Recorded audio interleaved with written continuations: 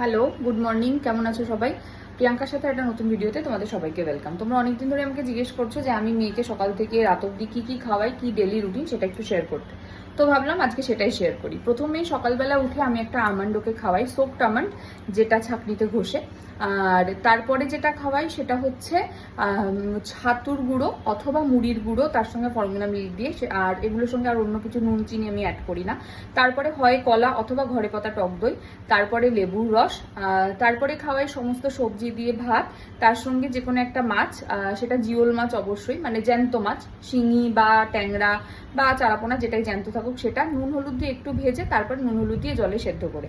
তারপরে ও খায় একটা আপেল অথবা পেঁপে অথবা সবেদা, এটা। তারপরে খায় হয় সেরেলাক খুব প্রয়োজন হলে, আর না হলে দুধ সুজি, সেটাও ফর্মুলা মিল্ক দিয়ে। তারপর রাত্রিবেলায় দুধ রুটি অথবা ডাল রুটি অথবা কখনো কখনো ভাত। এই হচ্ছে ওর ডেলি রুটিন।